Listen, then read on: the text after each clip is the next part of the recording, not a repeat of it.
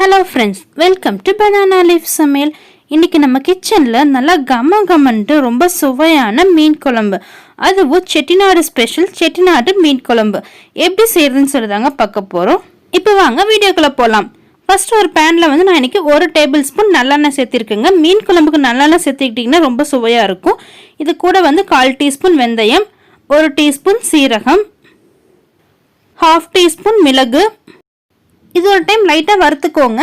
Chettinad style மீன் குழம்புனாவே இந்த மாதிரி மிளகு, சீரகம், வெந்தயத்தை வறுத்து அரைச்சி சேர்த்துறது தாங்க. இது கூட 1 கப் சின்ன வெங்காயம் எடுத்துக்கோங்க. இதில் ஒரு 20 சின்ன வெங்காயம் இருக்கும். இது சின்ன வெங்காயத்தை நல்லா வணக்கி விட்டுக்கோங்க. நல்லா சின்ன வெங்காயம் சுருண்டு வந்துடணும். இப்போ பாருங்க, இந்த அளவுக்கு சின்ன வெங்காயம் நல்லா வணங்கிருச்சு.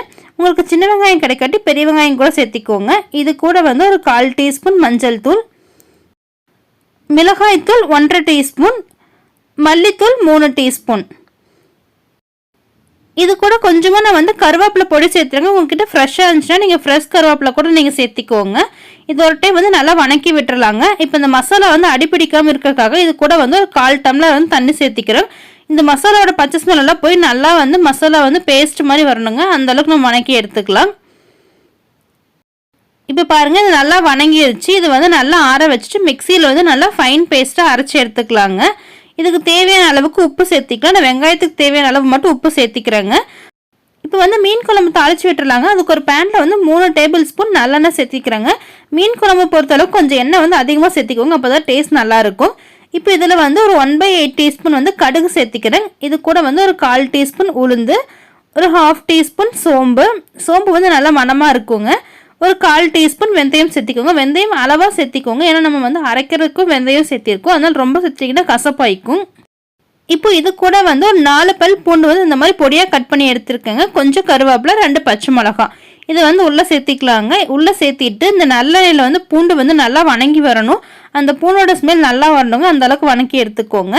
இப்போ இது கூட 1 கப் சின்ன வெங்காயத்தை நல்லா பொடியாக கட் பண்ணி வச்சுருக்கேங்க. அதையும் உள்ளே ஆட் பண்ணிக்கோங்க.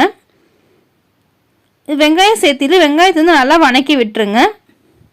இப்போ இந்த வெங்காயம் வணங்குற அளவுக்கு தேவையான அளவுக்கு உப்பு சேர்த்திக்கோங்க. நம்ம ஆல்ரெடி மசாலாவுக்கு உப்பு சேர்த்திருக்கோம், அதனால் பார்த்து சேர்த்திக்கோங்க. இப்போ இது கூட ஒரு சின்ன சைஸ் தக்காளி சேர்த்திக்கலாங்க. நம்ம புளி சேர்த்து போகிறோம், அதனால தக்காளி கொஞ்சம் குறைச்சி சேர்த்திக்கலாங்க. உங்களுக்கு புளிப்பு பிடிக்கலன்னா தக்காளியை கொஞ்சம் அதிகப்படுத்திட்டு நீங்கள் புளியை கொஞ்சம் குறைச்சிக்கலாம். இப்போ தக்காளி நல்லா மசிஞ்சு வரட்டுங்க. அது வரைக்கும் நம்ம வேக வச்சிடலாம்.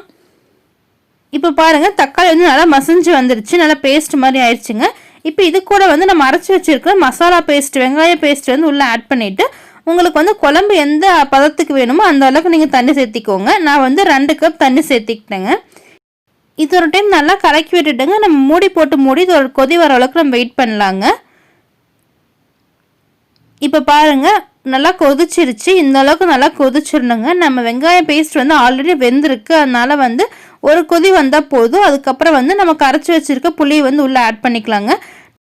ஒரு எலுமிச்சம்பழ சைஸ் புளி எடுத்து ஊற வச்சு கரைச்சி எடுத்துருக்காங்க.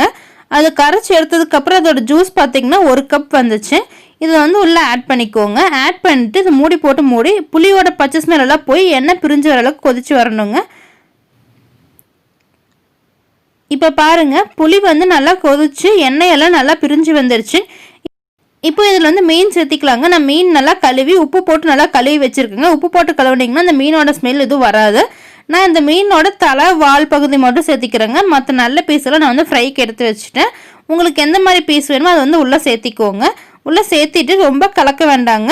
லைட்டாக இந்த மாதிரி மிக்ஸ் பண்ணி விட்டுட்டு மூடி போட்டு 2 நிமிஷம் மட்டும் கொதிக்க வைக்கலாங்க. மீன் அதுலேயும் நல்லா வெந்துடும்.